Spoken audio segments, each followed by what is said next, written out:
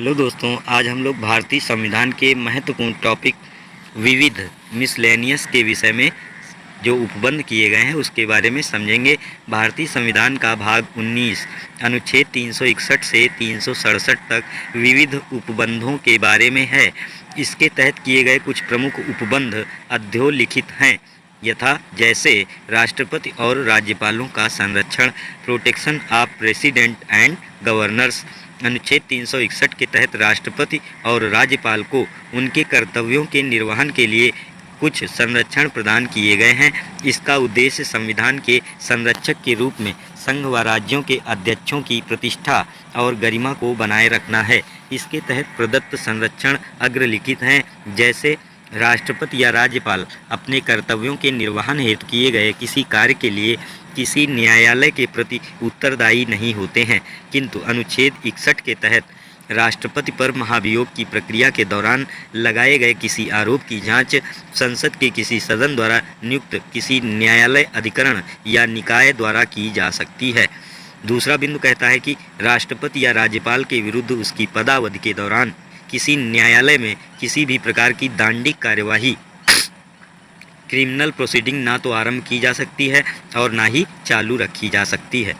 तीसरा बिंदु है राष्ट्रपति या राज्यपाल की पदावधि के दौरान उनकी गिरफ्तारी या कारावास, अरेस्ट और इम्प्रिजनमेंट का आदेश किसी न्यायालय द्वारा नहीं दिया जा सकता है।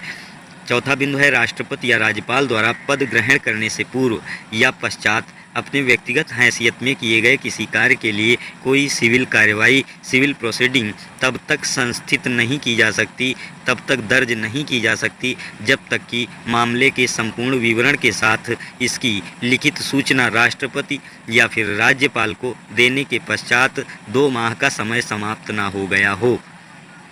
विधानमंडलों की कार्यवाहियों के प्रकाशन, publication of proceeding of legislature.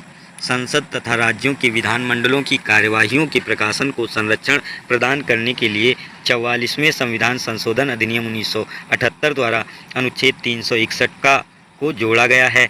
अनुच्छेद 361 का के अनुसार संसद या राज्य विधानमंडल के किसी सदन की कार्यवाहियों की सारतः सही रिपोर्ट किसी समाचार पत्र में प्रकाशित करने के लिए किसी व्यक्ति के विरुद्ध सिविल या दांडिक कार्यवाही तब तक नहीं की जाएगी जब तक कि उसका प्रकाशन विद्वेष पूर्वक न किया गया हो, परंतु किसी सदन की किसी गुप्त बैठक की कार्यवाही को प्रकाशित करने पर यह संरक्षण प्राप्त नहीं होगा। उल्लेखनीय है कि यह संरक्षण रेडियो और टीवी के प्रसारणों पर भी लागू होता है। लाभप्रद राजनीतिक पद हेतु निर्हरता, disqualification for remunerative political post. तो यह है 91वें संविधान संशोधन अधिनियम 2003 द्वारा अनुच्छेद 361 खा को जोड़कर दल बदल के आधार पर 10वीं अनुसूची के तहत निर्हरित या डिस्क्वालिफाइंग घोषित किसी सदन, संसद या राज्य विधानमंडल के सदस्य को किसी लाभप्रद राजनीतिक पद पर नियुक्ति के लिए अयोग्य घोषित किया गया है। ऐसा सदस्य निर्हरता की तिथि से सदस्य के रूप में अपनी पदावधि की समाप्ति तक या किसी सदन के लिए पुनः चुने जाने तक, जो भी पहले हो जाए, किसी लाभप्रद राजनीतिक पद को धारण नहीं कर सकता है। यहाँ लाभप्रद राजनीतिक पद से आशय है कि भारत सरकार या राज्य सरकार के अधीन कोई पद जिसके लिए वेतन या पारिश्रमिक लोक राजस्व पब्लिक रेवेन्यू से दिया जाता है अथवा भारत सरकार या राज्य सरकार के अंशतः या पूर्णतः स्वामित्वाधीन किसी निकाय के अधीन पद जिसका वेतन ऐसे निकाय द्वारा दिया जाता है। कुछ विवादों में न्यायालयों के हस्तक्षेप का version, bar to interference by courts in certain disputes. अनुच्छेद 363 के तहत कुछ संधियों, करारों आदि से उत्पन्न विवादों में न्यायालयों के हस्तक्षेप का वर्जन किया गया है। इसके अनुसार देशी रियासतों के शासकों द्वारा संविधान के प्रारंभ के पूर्व भारत सरकार या उसके पूर्ववर्ती सरकारों के साथ की गई संधियां, करार आदि से उत्पन्न विवादों के मामले में उच्चतम न्यायालय या किसी अन्य न्यायालय द्वारा हस्तक्षेप नहीं किया जा सकता है। देशी राज्यों के शासकों की मान्यता और निजी थैलियों का अंत।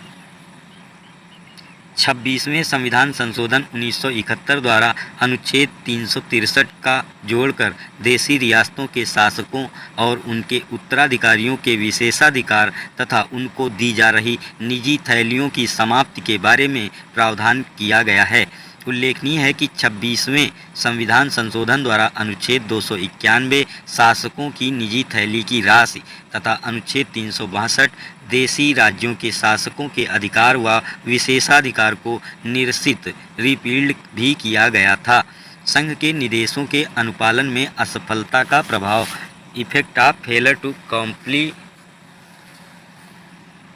The direction of the union. अनुच्छेद 365 के अनुसार यदि कोई राज्य संघ की कार्यपालिका शक्ति का प्रयोग करते हुए दिए गए किसी निर्देश का अनुपालन करने या उसे प्रभावी बनाने में असफल रहता है तो राष्ट्रपति के लिए यह मानना विधिपूर्ण होगा कि राज्य का शासन इस संविधान के उपबंधों के अनुसार नहीं चलाया जा सकता।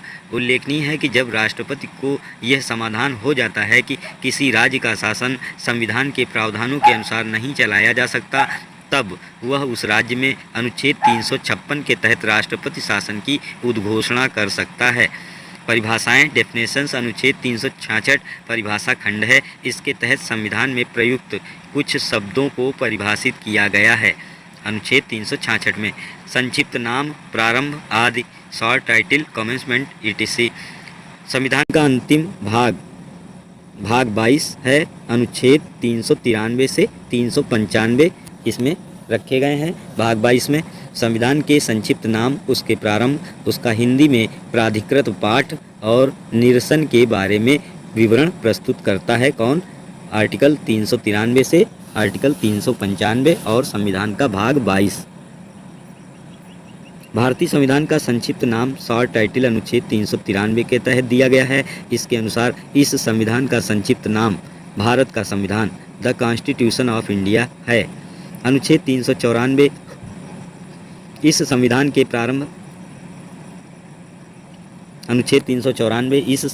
प्रारंभ कमेंसमेंट के बारे में है। इसके तहत 26 जनवरी 1950 को संविधान के प्रारंभ की तिथि घोषित की गई है।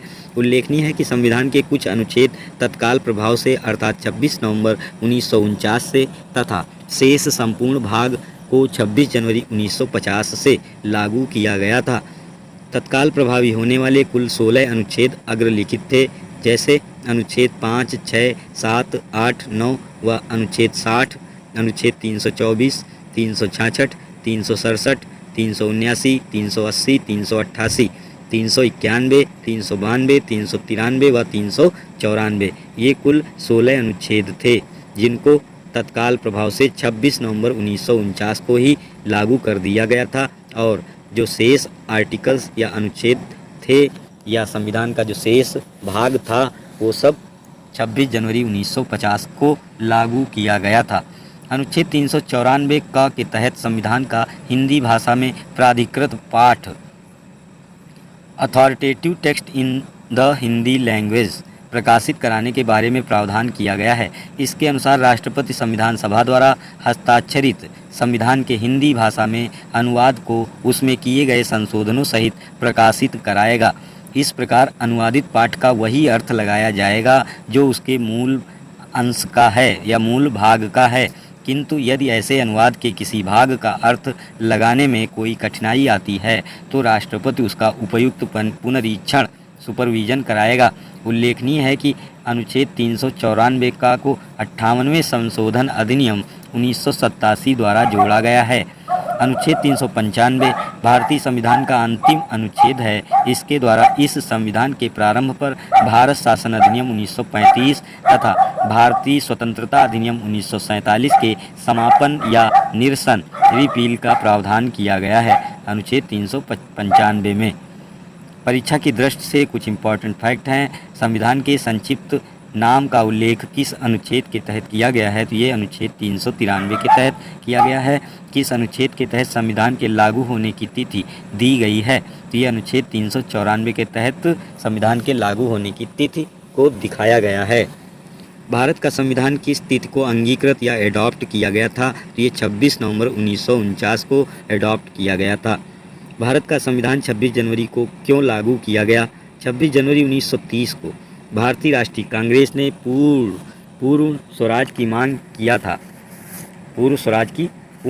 मांग किया था तथा उसके द्वारा स्वतंत्रता के पूर्व तक 26 जनवरी को गणतंत्र दिवस के रूप में मनाया जाता था। इसी कारण 26 जनवरी को संविधान को लागू किया गया पूर्ण रूप से। एडॉप्ट तो 26 नवंबर 1949 को हुआ, किंतु इसे पूर्ण रूप से लागू किया गया 26 जनवरी को। यही कारण था।